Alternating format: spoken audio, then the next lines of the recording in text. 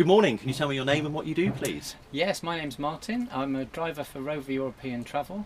I've been driving coaches now for 27 years. Brilliant, thank you. And can you tell me what it's like to drive a full-size coach such as this with 50 children aboard?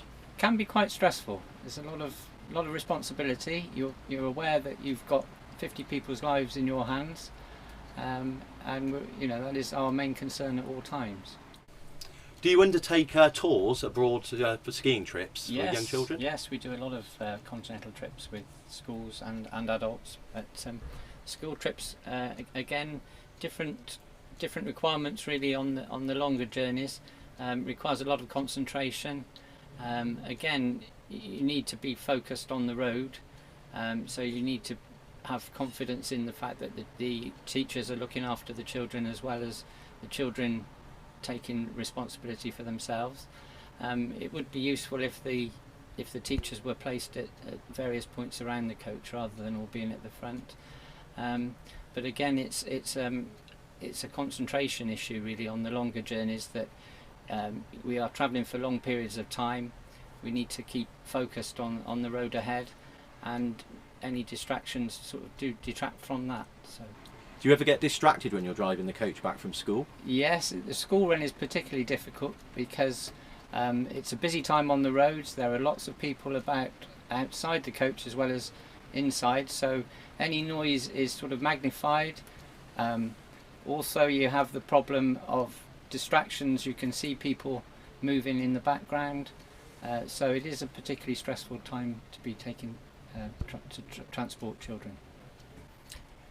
When you're abroad and you have to stay overnight, do you often given a room on your own, or do you sometimes have to share? Usually we're on our own. We sort of insist, if possible, that is the case, because as soon as you're sharing with somebody else, it does make it very difficult to get the required amount of rest. Noise can be an issue sometimes in the hotels. It's very important that we do, especially on the day before we're coming home, when we're just about to undertake a long journey. It's very important that we get as much rest as possible, and you have to bear in mind that we're not travelling at normal hours either. You're quite often trying to sleep during the day so that you can travel through the night, and this can be a problem. You do need to get as much rest as possible to prepare yourself for the long journey home. So how do you feel students should act when they're on your coach? It would be nice to feel that they're aware that this is a busy time on the roads when children are going home from school, or the parents are there to pick them up as well. So there's a lot more traffic on the roads in the times when children are going to and from school. We would like them to realise that that our job is very important to their safety, and that they stay sitting down facing the front. Obviously we want them to have an enjoyable journey with their friends, but just be aware of the fact that any sort of movements and excessive noise are distracting to the person driving them home. So, if there's one message that you'd give young people that use your coach services, what would it be? Well, as a driver, I want to see people enjoying themselves and having fun.